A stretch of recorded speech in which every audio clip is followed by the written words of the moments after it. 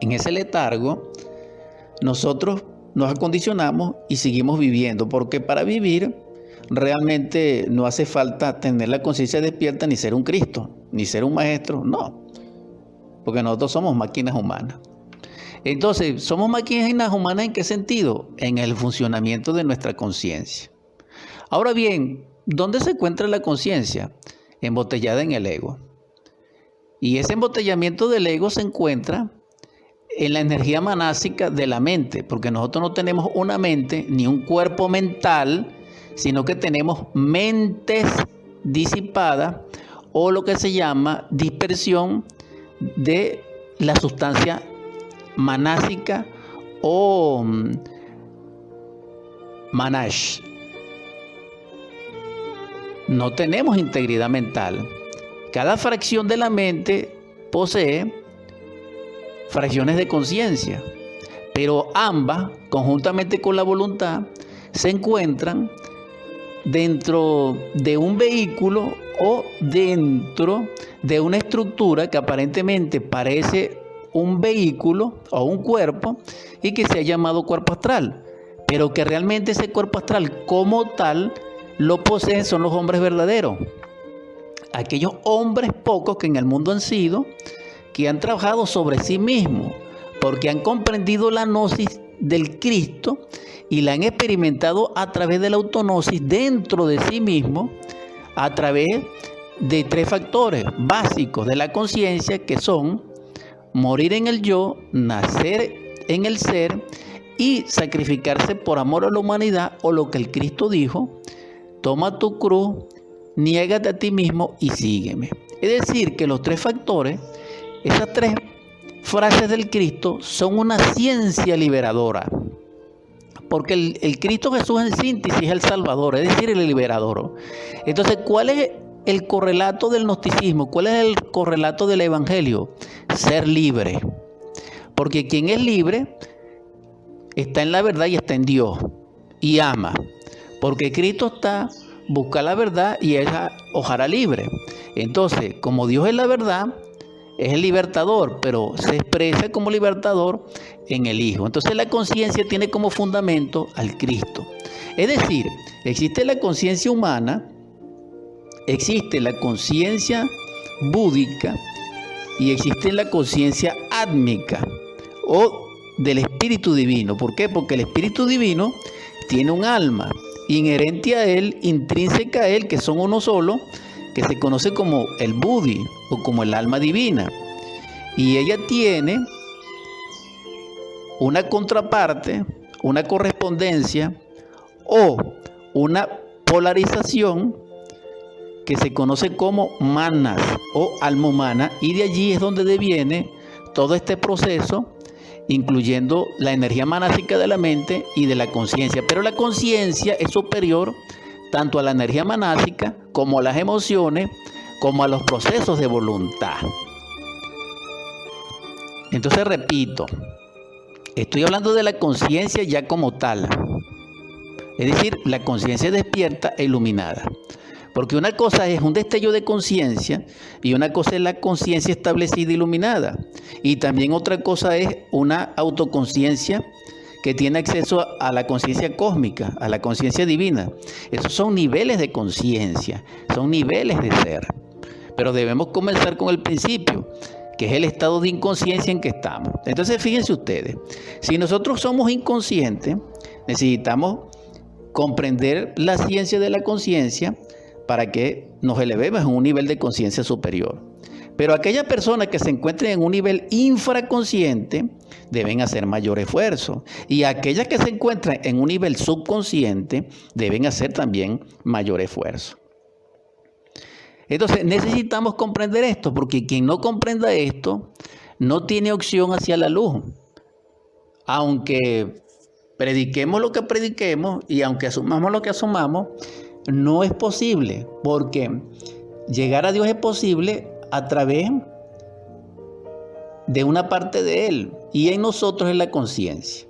Ahora bien, podemos también conseguirlo con el amor, porque el amor es conciencia y el amor es consciente. ¿Por qué nosotros no amamos? Porque somos inconscientes, porque no somos conscientes. Por eso no amamos. Que tenemos algo parecido al amor. Sí, pero eso no es amor crístico ni consciente, no. Eso puede ser otra cosa. Y entonces allí necesitamos reflexionar. Y esto es interesante. Entonces repito, la conciencia, según Salmo, nos permite aprender la sabiduría divina en sueños a través de la develación por bendición de Jehová y de sus consejos. Eso es maravilloso. ¿Por qué? Porque cuando nuestro cuerpo físico duerme, pudiéramos a través de la conciencia seguir nuestros estudios de la luz. Pongan atención. Esto es el que tiene la conciencia despierta. El que tiene la conciencia dormida, él tiene su sueño y repite instintivamente a través del eco resonador de su propia vida en autoengaño acondicionada, todo lo que no comprende en el día lo proyecta de noche. Y esto es lamentable. Ahora, Juan 8:9 nos explica que la conciencia tiene una facultad mayor, adicional, y es que nos permite, en un juicio interno, en una conciencia pura, en justicia, saber qué es y qué no es en lo real, específicamente nuestros errores. Y también, muy específicamente, nuestros errores con respecto a los demás. Pero también hay algo aquí maravilloso que dice Hechos 23:1.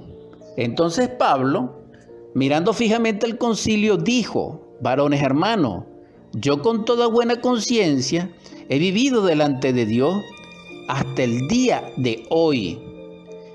Y confirma en Hechos 24:16, y por esto procuro tener siempre una conciencia sin ofensa ante Dios y ante los hombres. Entonces vemos aquí, en estos dos mensajes de Pablo, o en estos dos versos de Pablo, que ya anteriormente mencioné, de que la conciencia nos permite a nosotros purificarnos. Es decir, para ser puro, para tener, dijéramos, ese derecho de la iluminación, debemos ser puros. Y ser puro es ir perfeccionándose. Para ello se necesita la conciencia, según la enseñanza de Pablo, porque la conciencia sería la facultad, es decir, el embrión de alma que nos permitiría enlazar a nuestro ser con nuestra propia personalidad a través de un perfeccionamiento y de una purificación de nuestros errores o del estado en que estamos como estructura energética y convertirla en un templo. Todo esto es a través de la conciencia. Esto sin conciencia no puede hacerse, porque recuerden que son tres factores de la revolución de la conciencia, o son tres factores de la sabiduría crística evangélica, que son: niégate a ti mismo, toma tu cruz y sígueme. Evangelio en el sentido de la buena nueva de Dios o de la noticia primigenia de que se ha acercado el reino de los cielos. Ahora bien, Romanos 2:15 dice: mostrando la obra de la ley escrita en sus corazones, dando testimonio de su conciencia y acusándoles o defendiéndoles su razonamiento. Continúa en 9:1. Verdad digo en Cristo, no miento, y mi conciencia me da testimonio en el Espíritu Santo.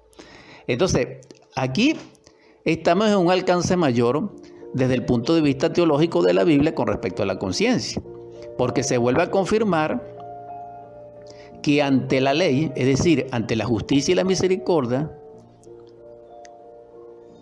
a la luz del corazón, que es el templo de la conciencia, se desarrolla la capacidad intuitivamente y en amor, justificándose por una racionalidad iluminada por la conciencia, no por el yo ni el intelecto de nuestro estado interior. ¿Por qué? Porque nuestro estado interior es la mayor obra que podemos presentar ante la ley para dar testimonio de lo que somos. Entonces, debemos desarrollar, hermanos, hermanas, la conciencia crística, porque ella es la que nos va a presentar la obra ante nuestro Cristo Salvador interno y ante el Logos divino, que es el Cristo cósmico Yeshua en Pandirá, y la divina jerarquía de la justicia. Cuando en Romanos 9 dice, verdad digo en Cristo, no miento, y mi conciencia me da testimonio en el Espíritu Santo. Entonces aquí hay un octava mayor de Pablo, porque él está, dijéramos, enlazando a la conciencia como testigo ante el Espíritu Santo. Es decir, la verdad en Cristo se manifiesta a través de la conciencia crística. Para dar testimonio ante el Espíritu Santo, estamos hablando de los procesos íntimos de la conciencia en su proceso de iluminación y de desarrollo, es decir, de cristificación. Entonces, en este caso, la conciencia deviene del Espíritu Santo porque está claro que después del Espíritu Santo, hacia la vida, Él derrama para la vida, para lograr la vida, dijéramos así, o hacer un cuerpo humano, Él derrama un prototipo de diseño que es el espíritu de vida. Y esto es maravilloso porque ese es Atman, o la conciencia átmica, o la conciencia del espíritu de vida, universal de vida. Entonces la conciencia es la única que puede conectarnos con esas realidades, con esa, dijéramos, verdad. Y lo estoy enfocando desde el punto de vista bíblico, es decir, a la luz de la teología. Existen muchos más, pero voy a dejar esto hasta aquí. Y voy ahora a recordar la sabiduría china, la sabiduría del Tao, que se enlaza con la sabiduría que estamos comentando porque es una sola, la sabiduría es una sola. Continuando rápidamente para sacar provecho de esta compartir con nuestro tema en curso sobre la conciencia, ya no a la luz de la Biblia o teológicamente hablando, sino a la luz del Tao. Es decir, a la luz de esa enseñanza maravillosa de la antigua China milenaria, de Confucio, de Lao Tse, donde resplandeció el conocimiento también crístico, lo podemos comprender a través de lo que se conoce como la perla seminal. Es decir, cuando la esencia, después de su destello, trabajando sobre sí misma, comienza a despertar, se comienza a desarrollar lo que ellos llaman la perla seminal. En la medida que esa perla seminal va puliéndose, va brillando, va adquiriendo iluminación, va adquiriendo poder de irradiar la luz, de belleza, de pureza, de perfección que pertenece a nuestra alma, claro está, entonces ella comienza sus misterios liberadores. Es decir, se va amplificando, se va exaltando porque está destruyendo al yo hasta que logra cierto porcentaje de conciencia, ya despierta fuera del ego, del yo, de la ilusión, y crea un centro permanente de conciencia. Es decir, un núcleo consciente de conciencia con su propia energía y su propio equilibrio que lo va a conectar permanente con su ser. Y en ese nivel se conoce, según el Tao o las enseñanzas crísticas de la antigua China milenaria, como el embrión áureo o flor áurea. Es decir, aquella perla se ha convertido, ha pasado por una transformación, por una transmutación y se ha convertido en una flor áurea o en el embrión áureo. Primero en flor. Entonces ya esa flor vemos que es la transmutación de la perla por los grados de perfección, de iluminación y porque ya tiene un centro permanente en sí misma y recibe los auxilios del ser y tiene comunicación con él plenamente. Entonces esta persona ya no es una persona vulgar y corriente, ya no es la persona del mercado, no. Ya no es una máquina humana, no. Estamos hablando de un hombre que está trabajando sobre sí mismo. Es decir, que se ha establecido dentro del ser en el nivel de que ya tiene un centro de gravedad permanente porque desintegró el ego hasta cierto porcentaje y lo logró. Pero esto no es todo. Según la sabiduría crística de la antigua China, esta flor áurea se convierte en el embrión áureo. con unos grados más de perfección. Es decir, después que haya sido sometida por prueba, que se conoce como la ciencia del probismo, o que se conoce evangélicamente como el drama del Señor, que son las pruebas por las cuales el Cristo transitó como persona, como humano, es decir, como Yeshua en Pandirá, así también, para que sea exaltado su Cristo interno, que es distinto, así también pasa con el hombre que se está cristificando. Entonces, cuando la conciencia llegue a ese nivel, se conoce en esa sabiduría como el embrión áureo. Es decir, pasó de una perla preciosa a una flor, a un embrión. Entonces, este embrión maravilloso, que es la síntesis de la transmutación de ese proceso de perfección, se va a convertir en lo que se conoce como el bodhisattva o el bodhisattva.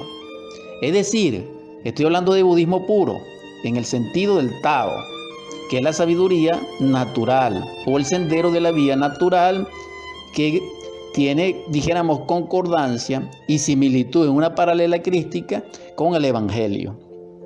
Entonces, esta maravillosa transformación de la esencia a el bodhisattva da origen ya a lo que se conoce como a la unción maravillosa o al hombre ungido, es decir, al hombre selecto, ya un hombre que pasó de ser una máquina humana a ser un hombre verdadero y aspirando al estado crístico de superhombre. Es lo que puedo decir rápidamente porque el tiempo se nos agota. También quiero terminar, porque voy a felicitar a algunos, pero en todo caso quiero aprovechar rápidamente el tiempo. La exhortación a la audiencia es comprender lo que es la conciencia, reflexionar sobre ella, pedirle a vuestro Padre y a vuestra Madre interna auxilio para que la puedan despertar y estudien las enseñanzas crísticas gnósticas que le puedan permitir, a través del paso propio, lograr vuestro despertar, vuestra iluminación y vuestra autorización íntima en el ser, es decir, en el Cristo. Paz infinita.